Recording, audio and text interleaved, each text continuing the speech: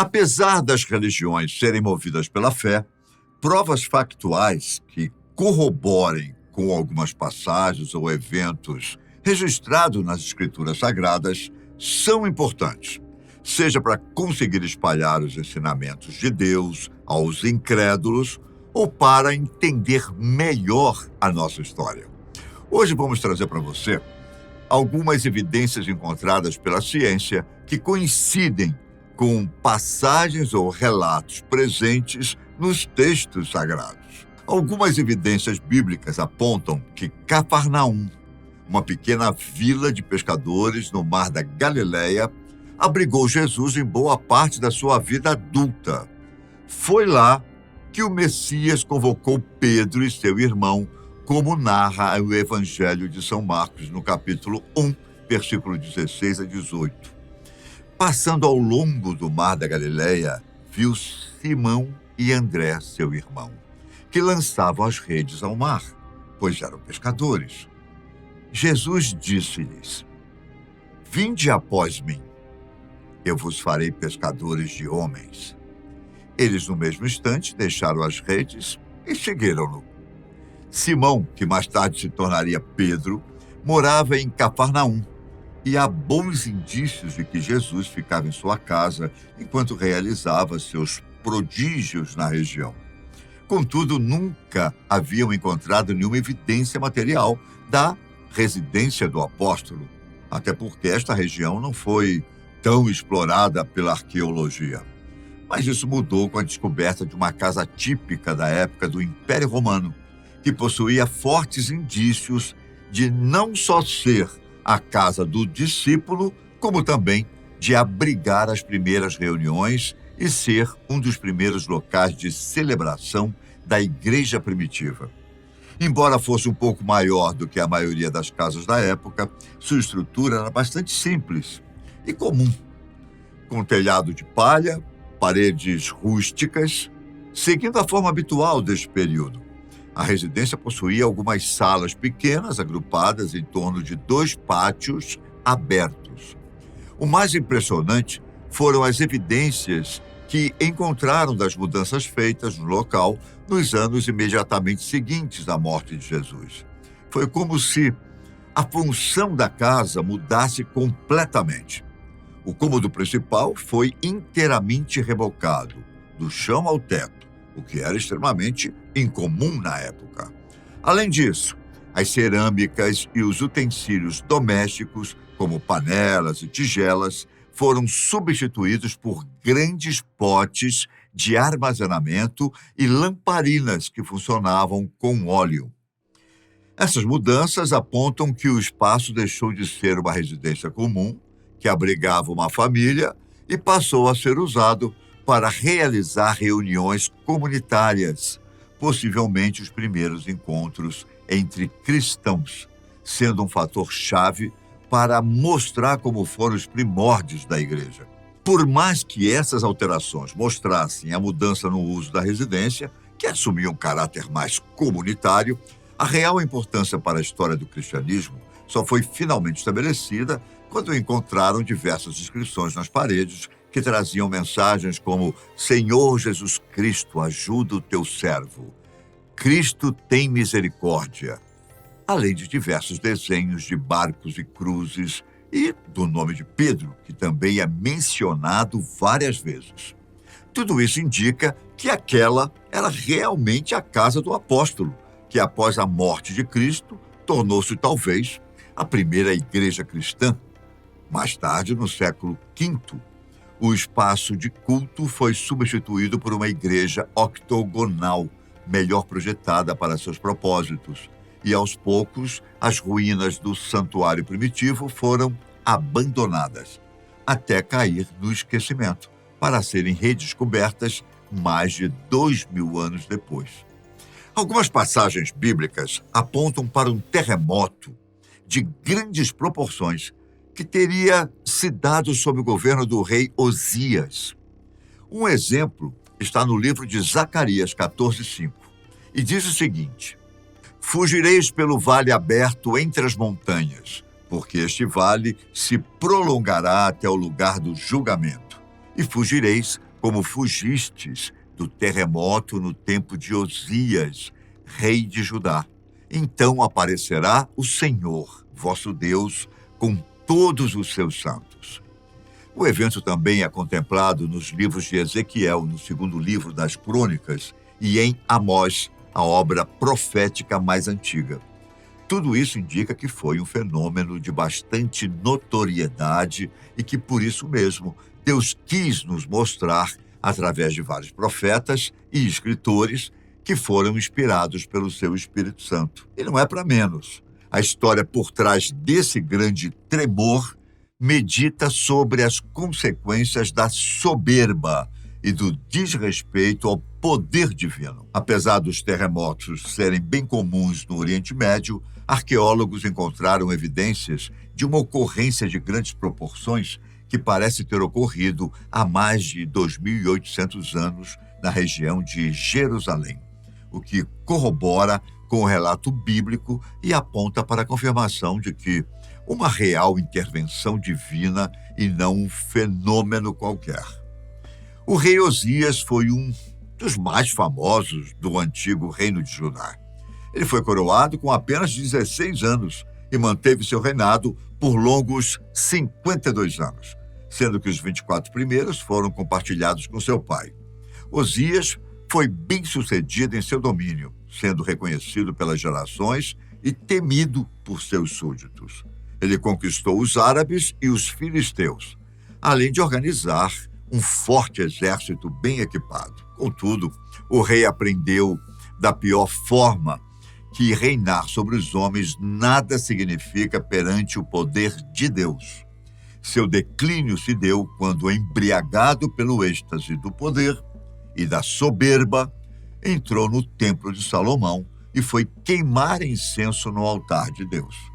Apesar desse ato se parecer externamente como uma homenagem ou um culto, Osias negou o papel divinamente ordenado aos sacerdotes que mediam a relação dos homens leigos com Deus, como se ele mesmo se bastasse e fosse importante o suficiente ou até mais para alcançar o Criador por suas proezas. Como se tudo isso não fosse suficiente, ao ser alertado pelos ministros de Deus, o rei ameaçou matá-los, caindo mais uma vez pela tirania e falta de humildade. Após isso, o tremor se incidiu sobre o templo, rachando seu telhado e infligindo raios de sol em Osias, que foi instantaneamente acometido pela lepra, tendo que viver isolado pelo resto da sua vida. Por mais que possam existir algumas características alegóricas na história que nos aproximem e ajudem a compreender, o fenômeno nos parece verossímil, ainda mais apoiado nas recentes descobertas. As evidências dessa devastação foram encontradas próximas ao monte onde estava localizado o templo e em uma parede da construção original da época, aproximadamente no século VIII a.C. O primeiro andar do antigo edifício apresentava sinais claros de destruição, apesar de não haver sinais de incêndios ou batalhas oriundas de invasões. Além disso, as pedras das muralhas ao redor desabaram de uma forma que qualquer coisa que tenha provocado isso tinha proporções gigantescas. Essas semelhanças e as comprovações nos diferentes relatos do texto culminam na confirmação das hipóteses de se tratarem do mesmo evento, além de apontarem para o papel divino na sucessão dos fatos. A crucificação foi uma prática de execução bastante documentada e, provavelmente, dezenas de milhares de pessoas foram condenadas a essa sentença apenas no Império Romano. Digo isso porque, apesar desse ato ter se popularizado durante essa era, principalmente pela crucificação de Jesus Cristo, é claro, não foram os romanos que a criaram. Esse costume parece ter se originado na Pérsia e tinha como objetivo escancarar o ato de humilhação e punição ao sentenciado para servir de exemplo, afinal de contas, era um ato de execução pública, assim como o enforcamento, a guilhotina ou o apedrejamento que era mais popular para os judeus na época. As formas de se cumprir a sentença variavam de acordo com vários fatores. Podia-se simplesmente amarrar a pessoa e deixá-la padecer por inanição, pregá-la com estacas de metal, quebrar os membros, possuir ou não uma tábua de apoio para os pés ou até mesmo fixar a pessoa de cabeça para baixo. Enfim, não faltava criatividade para se cometer esse ato cruel. E, no entanto, apesar de ser uma prática extensivamente documentada na história, nunca se havia encontrado evidências que comprovassem ou, ao menos, demonstrassem um exemplo, já que, com tantas fontes distintas em tempo e espaço, seria difícil que fosse algo simplesmente inventado. Mas os motivos para não se encontrar evidências tão facilmente são legítimos. As cruzes eram de madeira, por isso não sobrevivem por muito tempo e logo se degradam. As vítimas da crucificação geralmente eram criminosas ou acusadas de algo grave, por isso não tinham um sepultamento formal, então eram jogadas em rios ou deixadas expostas à ação do tempo e de animais, né? Claro.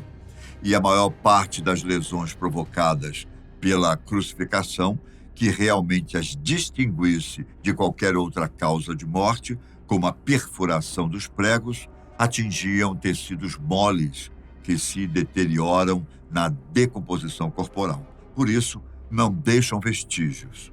No entanto, em 1968, finalmente foi encontrada uma vítima dessa terrível forma de execução.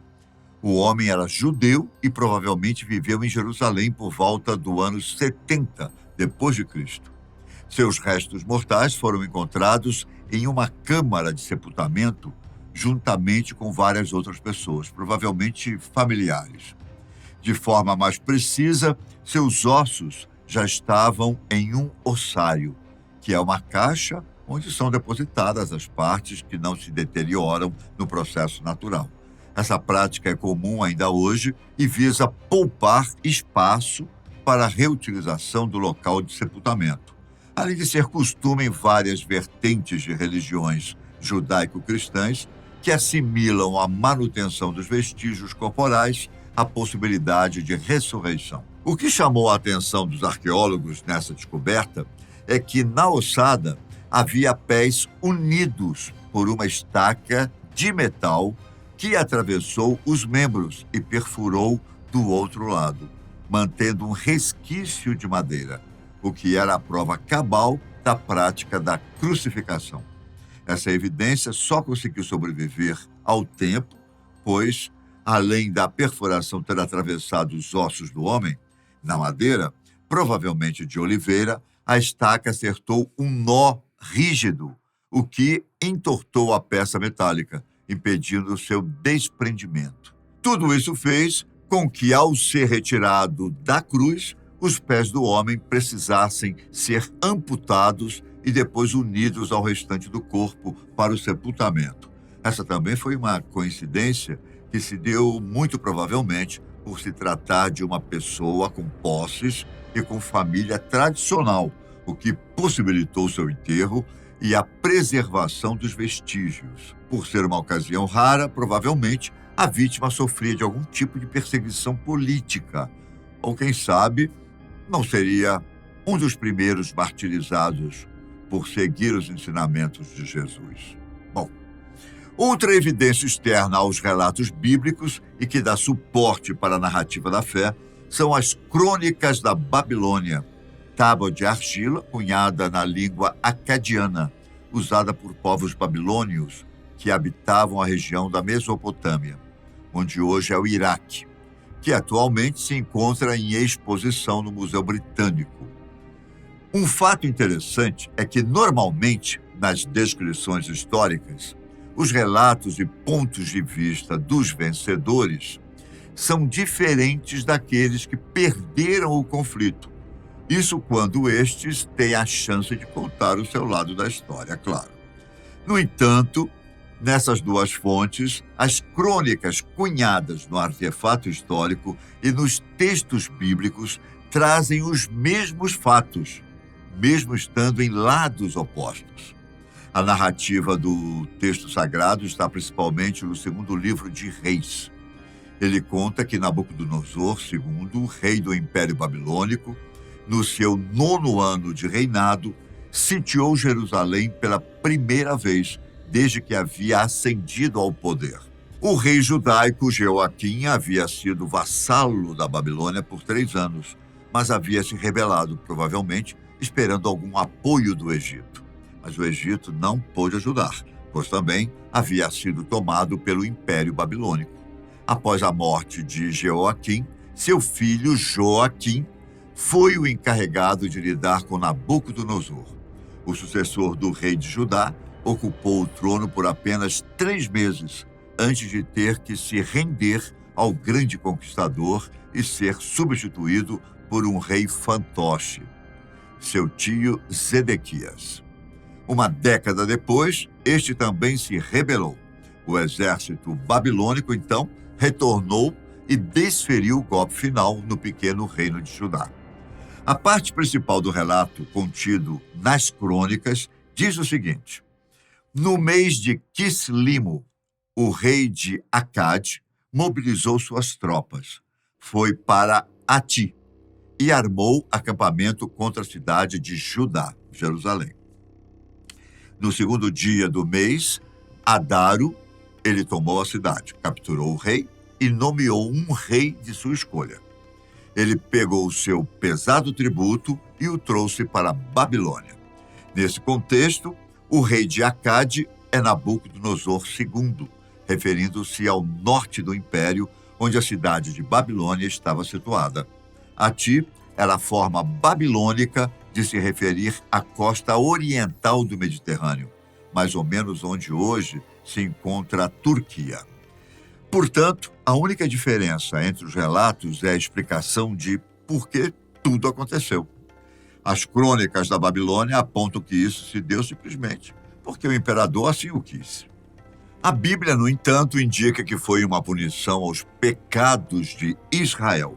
Isso aconteceu realmente por ordem do Senhor, para afastá-lo de sua presença, por causa dos pecados cometidos por Manassés e por causa do sangue inocente que ele tinha derramado, chegando a inundar Jerusalém de sangue inocente.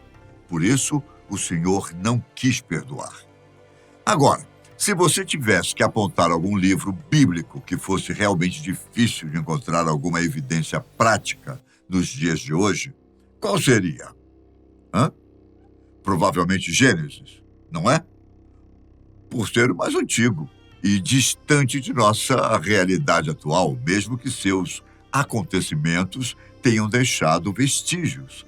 É bem provável que eles tenham se deteriorado ou simplesmente se perdido ao longo dos séculos e milênios. Mas sinto desapontar. Os mais descrentes, principalmente. Contrariando todas as expectativas, foram encontrados indícios de um povo descrito no primeiro livro da Bíblia, o reino de Edom. Essa nação decorre de uma das mais importantes passagens do início do texto sagrado, a relação de Jacó e Esaú. Esses irmãos, que também eram rivais, eram gêmeos, filhos de Isaque e netos de Abraão. Os filhos de Jacó tornaram-se os chefes das 12 tribos de Israel, enquanto os descendentes de Esaú fundaram Edom. Essa civilização é descrita como próspera, avançada e, talvez por isso, os historiadores sempre foram muito incrédulos em encontrar evidências que realmente comprovassem sua real existência. Mas isso aconteceu e os indícios apontam que eles viveram no século 13 a.C., o que coincide com os relatos do texto sagrado. Pesquisadores da Universidade de Tel Aviv e da Universidade da Califórnia, em San Diego, encontraram vestígios da civilização no deserto de Arava.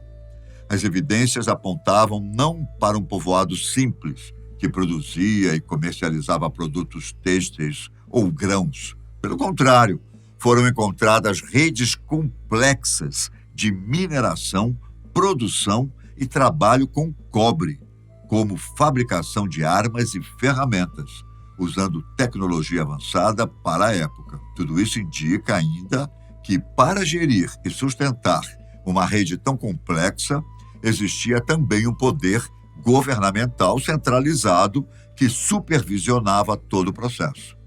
Ezra Ben Yosef, um dos líderes da pesquisa, afirmou o seguinte: nossas novas descobertas contradizem a visão de muitos arqueólogos de que o Arava era povoado por uma aliança frouxa de tribos e são consistentes com a história bíblica de que havia um reinado edomita aqui. Uma próspera indústria do cobre no Arava só pode ser atribuída a um sistema político centralizado e hierárquico, e isto pode enquadrar-se na descrição bíblica do reino edomita. Bom, como eu disse, não que sejam necessárias descobertas e comprovações científicas que atestem a nossa fé, mas é sempre bom poder contar com outras formas de conhecimento para ampliar nosso entendimento sobre nossa história. E quem sabe poder dar aquele empurrãozinho em quem ainda precisa se apoiar em fatos para acreditar nos mistérios de Deus. Eu fico por aqui. Um grande abraço e até a próxima. Tchau.